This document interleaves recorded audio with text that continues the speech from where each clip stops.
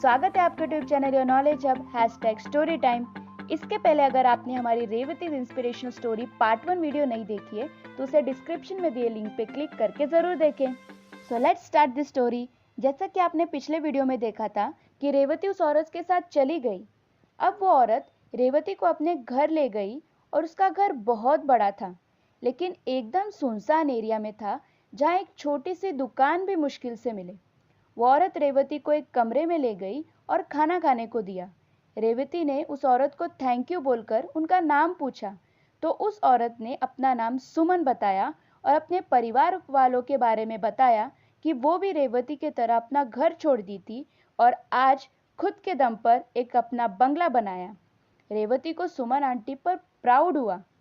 रात के समय सुमन ने रेवती के रूम को बाहर से लॉक करते हुए उसे कहा कि रात में यहाँ चोर घुस आते हैं, इसलिए तुम्हें बंद कर रही हूँ। लेकिन रेवती खुद भी अंदर से दरवाज़ा बंद कर सकती थी। ये बात उसे समझ नहीं आई। जब रेवती सोने जाती है तो उसे कुछ अजीब सी रैंडम आवाज़ें आती हैं। कोई रो रहा है तो कोई चिल्ला रहा है। उसने विंडो से देखा तो बाहर कुछ नहीं था।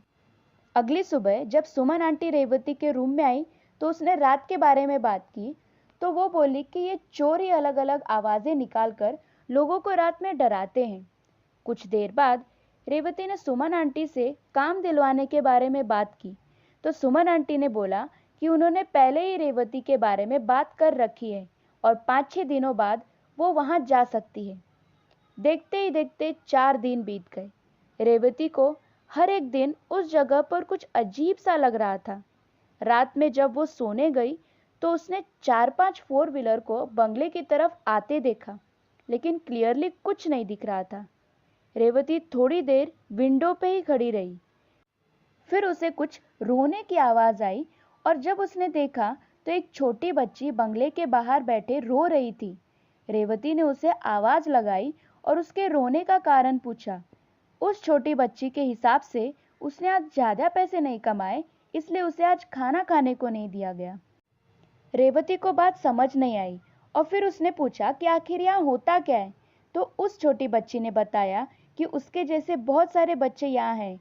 उन सभी को सिग्नल्स, रेलवे स्टेशंस और कई जगह भीख मांगना पड़ता है और जो उन लोगों की बात नहीं मानता उसको वो लोग हैंडीकैप करके सिग्नल्स पर बिठा देते हैं।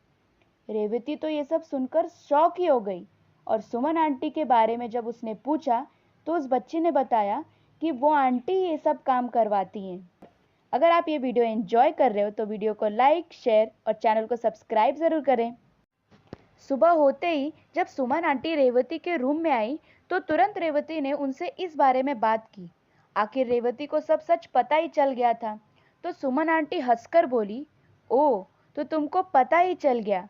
यू डोंट वरी, तुम भी कल से यही काम करोगी और तुम्हारे पास अब कोई रास्ता भी तो नहीं है और भागने की कोशिश भी मत करना। सुमन आंटी ने रेवती का मोबाइल उससे छीन लिया और समझाया कि कल से उसे सिग्नल पे भेजा जाएगा और दिन के कम से कम 100 रुपये लाने ही होंगे, वरना खाने को कुछ नहीं दिया जाएगा। रेवती को रूम में बंद करके सुमन वहाँ से चली गई। दूसरे दिन रेवती को गंदे और फटे हुए कपड़े पहनने को दिए और सुबह 8 बजे सिग्नल पर उसे और कई बच्चों को पहुंचा दिया। सिग्नल पर कई आदमी खड़े रहते जो सब बच्चों पर नज़र रखते, तो इस कारण रेवती किसी से कुछ भी बात नहीं कर सकती थी। लेकिन उसे इन सबका सच सबके सामने लाना था और फिर उसे एक आइडिया आया कि वो अगर पेपर पर लिखकर किसी को दे दे तो बात बन जाए। रेवती ने किसी तरह पेपर और पेन का बंदोबस्त किया और उस पर सब कुछ लिख दिया और खासकर पुलिस कंप्लेन करने की भी रिक्वेस्ट की और लिखा था कि विश्वास ना हो तो यहाँ पर किसी भी बच्चे से पूछ के कंफर्म कर ले। अगले दिन भी रेवती सिग्नल पे गई और पेपर को अपने पॉकेट में रखा था। इंतज़ार कर रही थी कि कोई उसे पैसे देने आए।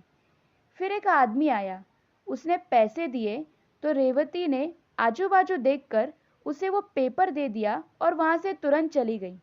जब उस आदमी ने पेपर पढ़ा तो मानो वो हैरान ही हो गया और उधर खड़े हर एक बच्चे से हाँ या ना में सवाल पूछ रहा था। फिर उसे पूरा सच समझ आ गया था। रेवती को उस बंगलो का एड्रेस तो नहीं पता था, लेकिन उसने सुमन आंटी का फ़ोन नंबर पेपर पे लिख दिया था। रात होने को आई थी। रेवती को पूरा विश्वास था कि पुलिस ज़रूर आएगी। उस समय सभी बच्चों के पैसे गिने जा रहे थे और दूसरी तरफ पुलिस को पूरा मामला पता चलने पर वो सुमन का फ़ोन नंबर ट्रैक करते हुए आ रही थी। पुलिस लोकेशन पे पहुंच गई और एकदम शांति से बंगलों को चारों तरफ से घेर लिया। सुमन को बाहर एक पुलिस वाला दिखा तो तुरंत उसने सभी बच्चों को एक कमरे में बंद कर दिया। पुलिस जब दरवाज़ा खटखटाई तो अंदर देखा तो कोई नहीं था। हर कमरे की तलाश की, लेकिन कहीं बच्चे नहीं मिले।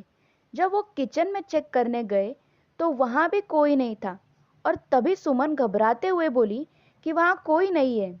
पुलिस को शक हुआ और किचन का हर एक कोना बारीकी से चेक करने लगे और जब फ्रिज के पास देखा तो वहाँ कुछ निशान था और जैसे ही फ्रिज खोला तो वहाँ से एक बड़े कमरे का रास्ता था। जब अंदर जाकर देखा तो सभी बच्चे उधर ही थे। सभी को बचाया गया और आरोपियों को कस्टडी में लिया गया। पुलिस ऑफिसर ने रेवती की तारीफ की और पुलिस की मदद करने के लिए थैंक यू भी बोला। आने वाले 26 जनवरी को उसे ब्रेवरी अवार्ड से सम्मानित करने का प्रॉमिस किया। रेवती के मम्मी पापा को कांटेक्ट किया गया और इस पूरी घटना के बारे में बताया गया। उन्हें रेवती पे प्राउड फील हुआ और रेवती वापस अपने घर चली गई। उसके पेरेंट्स ने रेवती को म्यूज़िक में करियर बनाने की परमिशन दे दी। वो बहुत खुश थी।